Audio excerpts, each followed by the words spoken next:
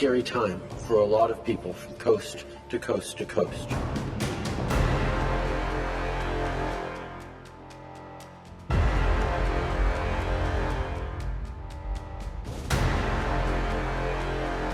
Extended drought, the temperatures are exceptionally warm, and there's also been really strong winds in some of these places.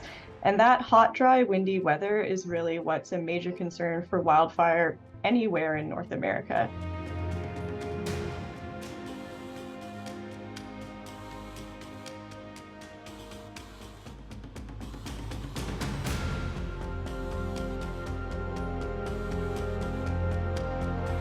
Fire activity in spring in Nova Scotia isn't necessarily rare, but the fires that are happening now are much larger than what's typical. Certainly the size of these fires is exceptional.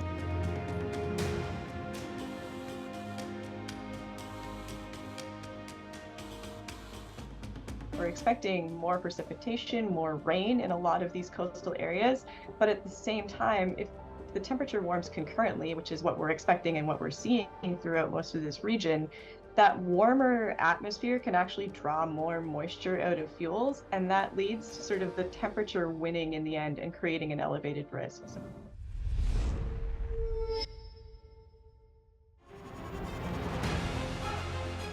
Email exchanges from inside the BBC, they talk about the risk of violating Indian laws. It's easier to rake up the freedom of speech debate, but does it give anyone a free pass to knowingly violate the law?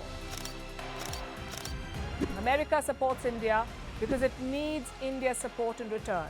And India is working with the US because it suits India's interests. This is how geopolitics works. Last night, he diffused a crisis with his defense minister.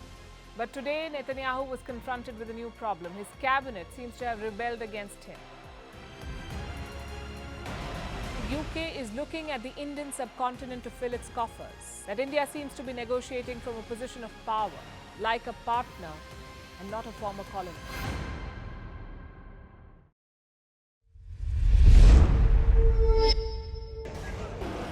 And there they go. It looks like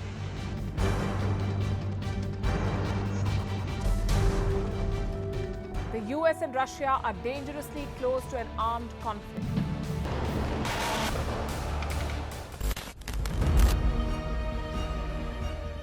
This year, 2023, New Delhi will be the capital of global diplomacy.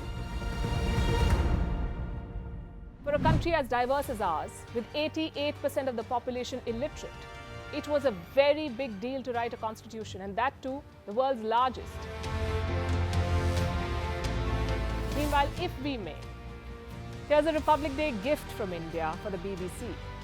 A list of suggestions for the BBC for their upcoming documentaries. Number 1, the Kohinoor and the colonial loot. Number 2, an outdated monarchy and unhealthy obsession with the royals. Number 3, racism in 2023. We're waiting.